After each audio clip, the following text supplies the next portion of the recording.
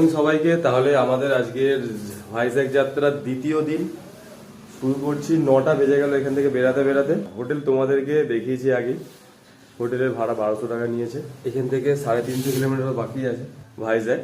তো ওই সন্ধ্যের আগেই ঢুকে যাবো আশা করছি, কারণ এরপর থেকে তো দেখছি কোনো রকম স্পিড মিটার বা ক্যামেরা লাগানো নেই।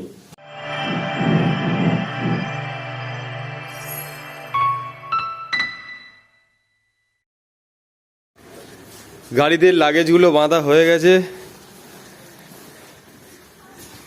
হোটেলের পার্কিংটা খুব ভালো আছে, এইদিকে ব্যাক সাইডে, এদিকে রোড, এদিকটা হোটেল আছে আর এইখানটা পার্কিং। বেরিয়ে পড়লাম হোটেল থেকে ভাইজ্যাকের দিকে। 9:30 বেজে গেছে ঘড়িতে, বাজেনি 9:20। 302 কিলোমিটার আমাদেরকে যাত্রা করতে হবে আজকে।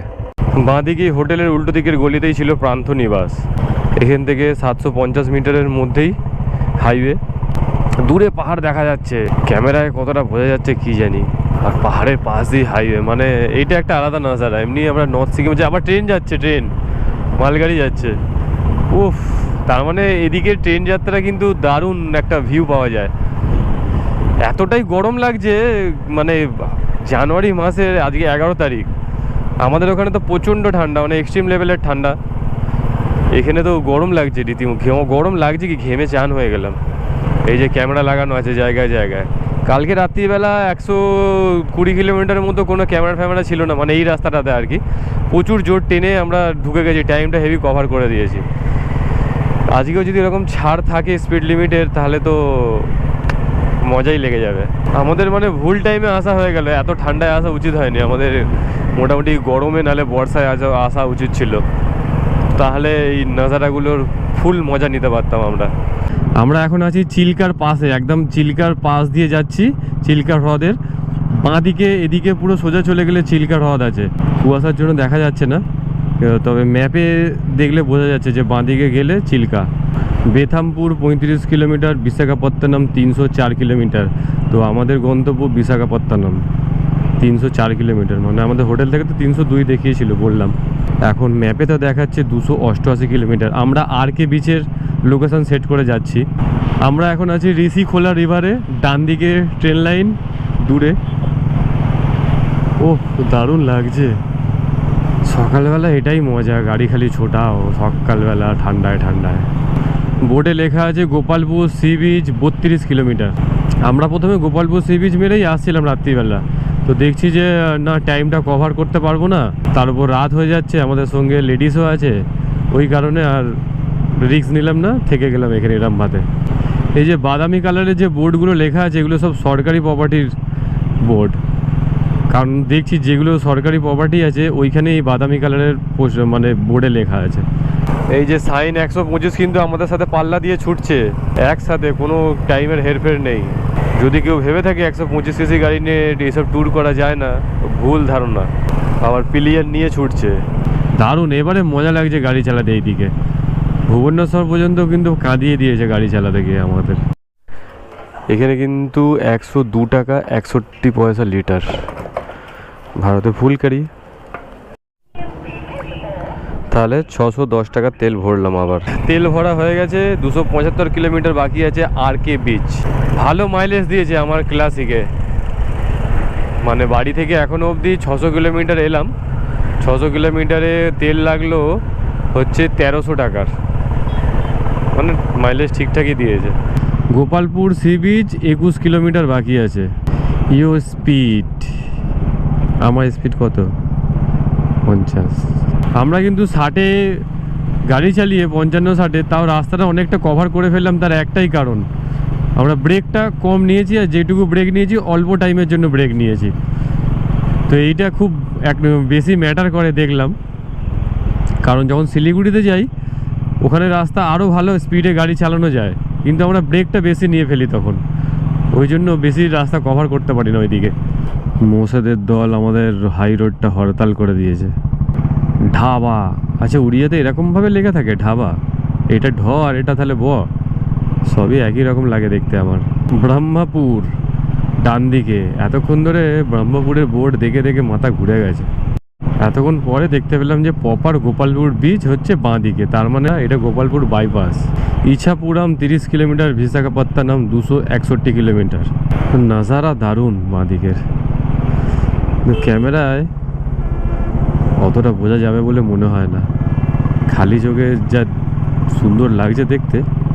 সুরলা জাংশনে দাঁড়িয়ে আছি আমরা, এখন খেয়ে নেবো আমরা লোকাল ফুড, ইডলি ধোসা, ছানা পোড়া, ধোসা আর বড়া। বেরিয়ে পড়লাম খাওয়া দাওয়া করে এখান থেকে। প্লেন ধোসা খেলাম আমি, এরা খেলো বড়া, ধোসা, সব মিলিয়েই খাওয়া হয়েছে।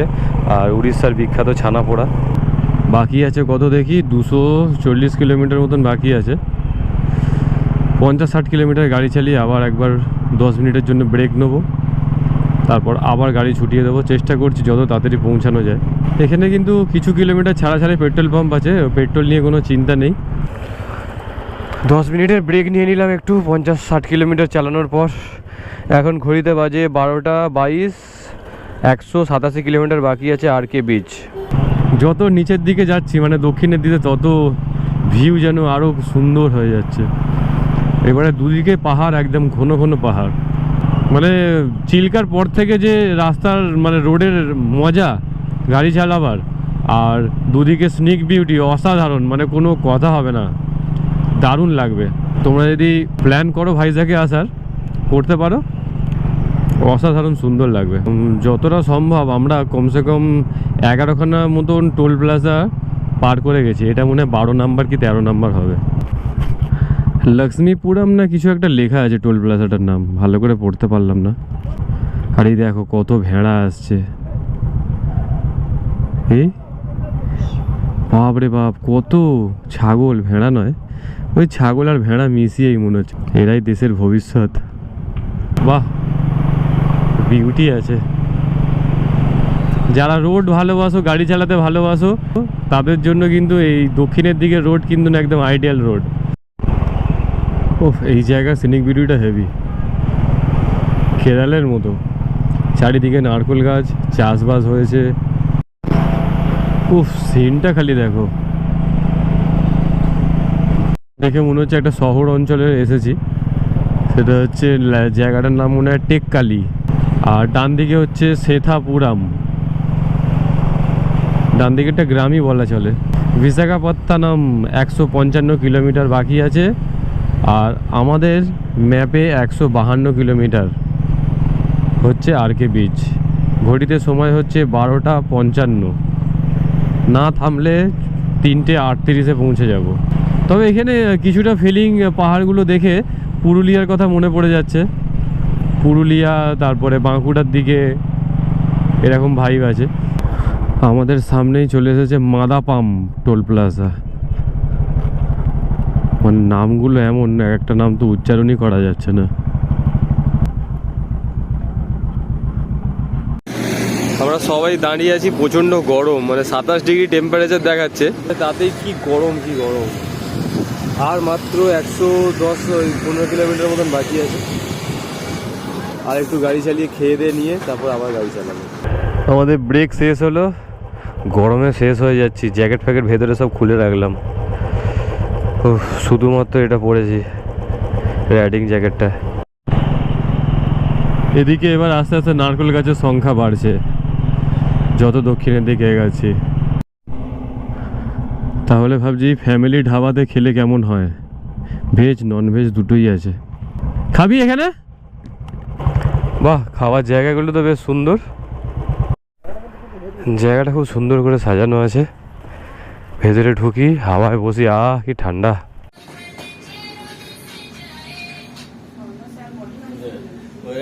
বসে গেছি সুন্দর জায়গায় খেতে, কিন্তু দামটাও এখানে সুন্দরই নিচ্ছে। আমরা সব তন্দুর রুটি খাবো, আর মাশরুম নিয়েছি আমরা, ওরা পনির নিয়েছে। দেখি এবার টেস্টটা কেমন হয়। ক্যামেরাটা টাঙিয়েছিলাম, ক্যামেরাটা না হেলমেটটাই টাঙিয়ে রেখেছিলাম, পড়ে গেল, ব্যাস ক্র্যাক হয়ে গেল। তন্দুর রুটি, মাশরুম আর হচ্ছে কাবাব। ওদিকে ওরা ওদেরকে রুটি দিয়ে দিয়েছে। হ্যাঁ, এটা তো মশালা মাশরুম। এখান থেকে খেয়ে দিয়ে বেরিয়ে যাচ্ছি, দুজনের 540 টাকা বিল হলো। এখানে খাওয়া দাওয়ার কস্টিং মনে একটু বেশি আছে।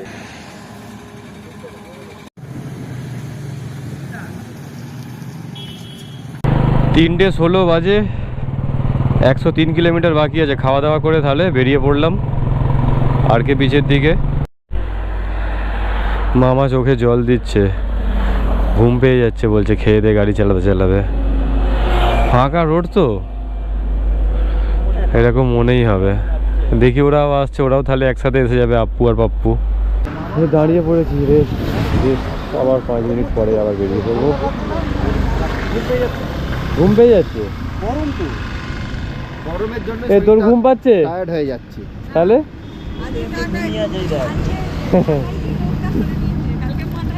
গরমেতে না শরীরটা টায়ার্ড হয়ে যাচ্ছে, আর কিছু না, এনার্জিটা লস হয়ে যাচ্ছে। হ্যাঁ, সবার জল খাওয়া হয়ে গেছে, বেরিয়ে পড়লাম আবার। 68 কিলোমিটার বাকি আছে, 4:02 বাজে এখন। যদি না থামি 5:54-তে আমরা পৌঁছে যাব। আর কে বিচের সামনে গিয়ে গাড়িটাকে পার্ক করে দেবো। এই ডিভাইডারে কিন্তু ফুল গাছ বসিয়েছে, সুন্দর লাগছে দেখতে। ডান দিকে দেখো খালি কি উঁচু পাহাড়, অনেক হাইট এই পাহাড়টা। তার মানে কি ভাইজ্যাগের দিকে যত যাবো তত পাহাড়ের হাইট বাড়বে। চলে এলাম আরও এক টোল প্লাজাতে। এটা কত নম্বর হবে, 12-13 নম্বর নয় 14 নম্বর। আমরা এখন আছি ভোগাপুরাম বাইপাসে, আর যত যাচ্ছি তত নারকেল গাছ আর তাল গাছে ভর্তি। আর 37 কিলোমিটার বাকি আছে, এখন পাক্কা 4:30 বাজে। এতক্ষণ পরে সিটির মতো একটা কিছু দেখতে পেলাম, যে হ্যাঁ এই জায়গাটা একটা সিটি। তাকারা পুবাল আসা বাঁদিকে, জানি না উচ্চারণটা ঠিক হচ্ছে কি না। আমরা বাঙালি এসব উচ্চারণ করতে পারবো? এটা কি পুষ্পা সিনেমার মধ্যে লাল চন্দন নাকি? লাল কিন্তু কাঠটা। এই 3 মাথা মোড় থেকে পাপ্পু চলে গেছে ডান দিকে, ম্যাপ দেখাচ্ছে বাঁ দিকে বিচের দিকে যেতে, এটা ও চলে গেছে এদিকে। তো আমরা যাচ্ছি, 23 কিলোমিটার বাকি আছে, 4:49 বাজে। না থামলে 5:34-এ পৌঁছে যাব। ওখানে গিয়ে আবার হোটেল করতে হবে, এটাও একটা সমস্যা। সমস্যা ঠিক না, কতগুলো হোটেল দেখা আছে, ওই হোটেলগুলো আগে ভিজিট করি, দেখি কত রেট বলে। পুরো পাহাড়ের একদম চূড়াতে গিয়ে সূর্যটা দাঁড়িয়ে আছে, মানে সূর্যটা ডুবছে পাহাড়ের, যেন মনে হচ্ছে মণি মহেশ। এটা কিন্তু বর্ষাকালে সত্যি দুর্দান্ত লাগতো, শীতকালে পাহাড়টা ঘোলা ঘোলা লাগছে, নাহলে পুরো সবুজ, দারুণ লাগতো। মাধুরাওয়াদা মেন রোড, পুরো সিটি আছে। সিটি বলেই জ্যামে জ্যাম, মানে 20 কিলোমিটার মনে হচ্ছে জ্যামে জ্যামেই কাটাতে হবে। সামনেই রয়েছে স্টেডিয়াম, এই তো যেন মনে হচ্ছে হিল স্টেশনে গাড়ি চালাচ্ছি। এটা হচ্ছে বিশাখা ভ্যালি স্কুল, এখান থেকে আমরা বাঁ দিক নিয়ে নিলাম, স্কুলের পাশ দিয়ে সোজা। তাহলেই হচ্ছে প্রথম নাজারা সমুদ্রের। হচ্ছে মেরিন ড্রাইভ, ভাবছি মেরিন ড্রাইভেই দাঁড়াই। সব লোক দাঁড়িয়েছে, আমরা কেন দাঁড়াবো না? এই হচ্ছে নাজারা। উফ, গোয়ার কথা মনে পড়ে যাচ্ছে সিরিয়াসলি। পুরো ক্লিয়ার জল, কে ড্রোন উড়িয়েছে। পেছন দিকে পাহাড় আর সামনে সমুদ্র, মন ভরে গেল দেখে।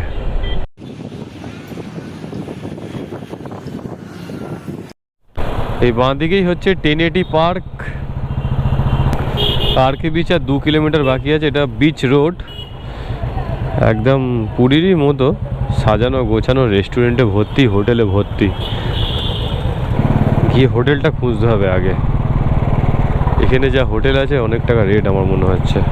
তাহলে ফাইনালি আমরা ভাইজ্যাগে পৌঁছে গেছি। ভাইজ্যাগে তো আমরা 5:30 নাগাদ পৌঁছে গেছিলাম। রুম খুঁজতে খুঁজতে একটু লেট হয়ে গেল। ভালো রুম আর খাওয়া দাওয়া পুরো বাঙালি, কিন্তু পুরো পিওর ভেজ খাওয়া দাওয়ার পাবেন এখানে। তো এই হচ্ছে আমাদের রুম, অনেকই রুম আছে, বড় হোটেলটা।